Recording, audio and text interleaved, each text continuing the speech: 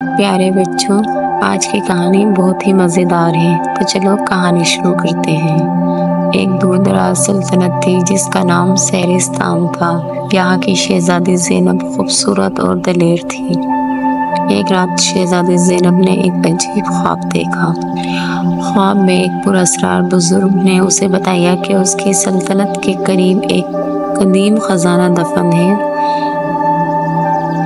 جو سیرستان کی قسمت بدل سکتا ہے۔ صبح ہوتے ہی زینب نے اپنے خواب کے بارے میں بادشاہ اور ملکہ کو بتایا۔ پہلے تو وہ ہنسے، لیکن زینب کی سنجیدگی دیکھ کر انہوں نے اسے اجازت دے دی کہ وہ اس خزانے کی تلاش میں جائے۔ زینب نے اپنے چند قابل اعتماد دوستوں کے ساتھ اس مہم کا آغاز کیا۔ زینب نے محل کی لائبریری میں ایک قدیم نقشہ پایا جو خزانے کا راستہ دکھاتا تھا۔ نقشہ پرانی زبان میں تھا، جسے پڑھنے کے لیے انہیں محل کے سب سے دانشمند بزرگ کی مدد لینی پڑی۔ بزرگ نے نقشے کو پڑھا اور زینب کو بتایا کہ خزانہ چھپے ہوئے جنگل میں دفن ہے۔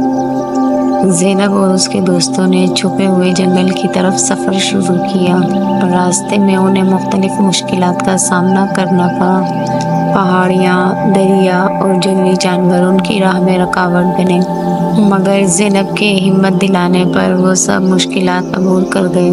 چھپے ہوئے جنگل میں داخل ہوتے ہی زینب اور اس کے ساتھیوں کو وہی پراسرار بزرگ دوبارہ ملے جو زینب کے خواب میں آئے تھے۔ بزرگ نے انہیں خوش آمدید کہا اور بتایا کہ خزانہ اسی جنگل میں دفن ہے، لیکن اسے حاصل کرنے کے لیے انہیں 3 آزمائشوں سے گزرنا ہوگا۔ پہلی آزمائش میں بزرگ نے ایک پیچیدہ پہیلی دی جس کا جواب دینا ضروری تھا۔ پہیلی تھی: بغیر پروں کے اڑتا ہوں، بغیر ہاتھوں کے پیتا ہوں، بغیر پیروں کے دوڑتا ہوں، بغیر منہ کے بولتا ہوں، مجھے پہچانو میں کون ہوں؟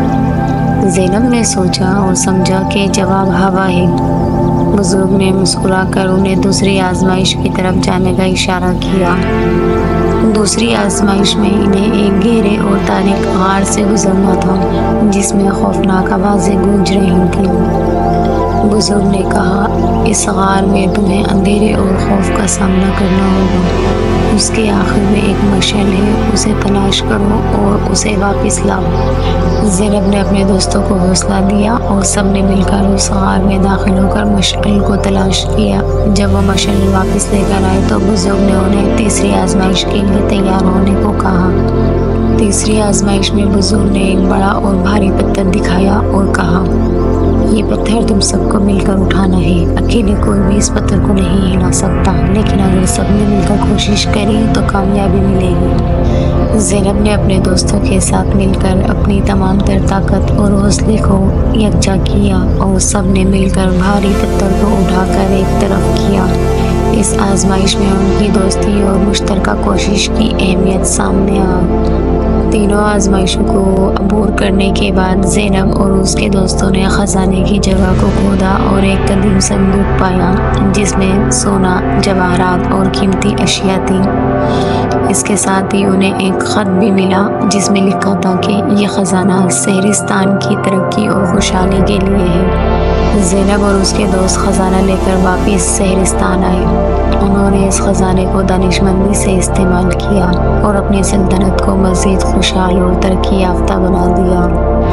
زینب کی بہادری اور عقل مندی کی بدولت سیرستان کی تاریخ میں ایک نئے دور کا آغاز ہوا۔